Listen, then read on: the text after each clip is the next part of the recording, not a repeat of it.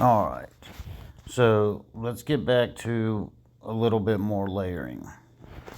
So I have got it right here. Let me pull up the email that Jay had sent us. I saved all of these emails from him. They're him and Nat send some very good stuff, but it's a little bit easier, when you're looking at it. So troop format. We'll just do one right here. Let's do ground because it's easier. So if you look right here, ground, it says 35% T14, 35% T13, 25% T12, and 5% T11. So we'll just kind of do roundabout. It doesn't have to be absolutely perfect. So I know mine are going to be a little bit off of that, but I have found it to be pretty efficient. So we go in here to March preset, go to your rally spot, March preset. You'll notice I got all mine already set. There's my mounted, my range, my ground. This is just a monster March one, and this is my siege at the end. Let me fix this real quick. And good to go. So we'll go over here to ground. And yours will just probably be blank or whatnot. So first start off with your generals, main, your assistant. I go ahead and just click all the subordinate cities just because. My T14, there right there, about 35% of your troop march. If you look down here at the bottom, my troop march is 1,938,700 troops. So half of that would be a little bit over 900,000. So almost a million troops for 50%.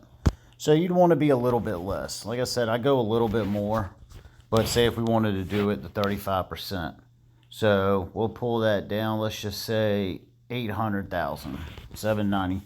We move this one up to 790 because this one's 35% too. This is my T13s, T14s, and then T12s was 25%. So half of 900 be 45, be about 400,000. We'll just say 292. Then we go down, and I stopped at T12s. You can keep going or not, but I would definitely not go any lower than T11. And this is the rest of my preset right here. You can see it. 1,000 of everything else. And what this is how Nat has been trying to show us the clocking order. So I send this march to attack a guy, and say he's in a temple, and he's got a similar march but calves. So first round they hit, my T14s are going to attack his T14s. My T13s are going to attack his T13s. T12s against T12s, and so on all the way down. Well, say my T14s had eliminated all of his 14 calves, archer, because that's what you use. That's got us more the advantage.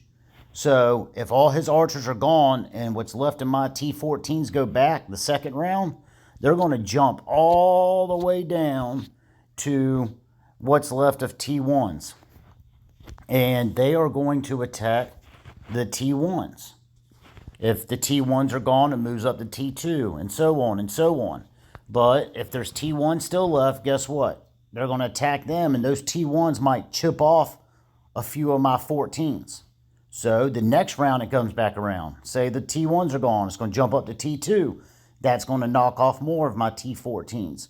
And it keeps knocking away until there's nothing. But if all you send is T14s, then, or if you're defending a temple and you don't have a layered march, all you have is one tier troop that can get knocked out in 1 or 2 rounds of the clocking order.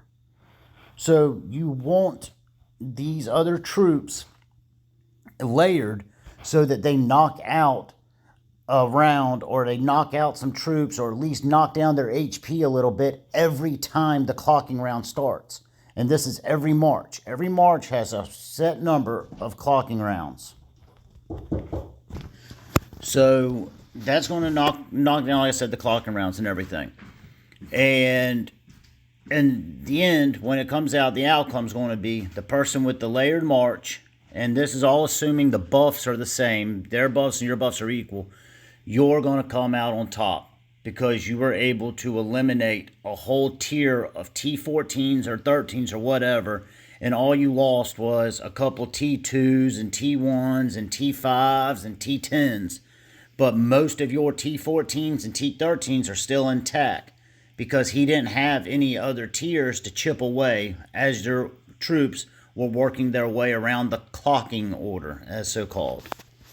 And get the preset set like this, however you do it, whichever tier, and just hit save preset down at the bottom.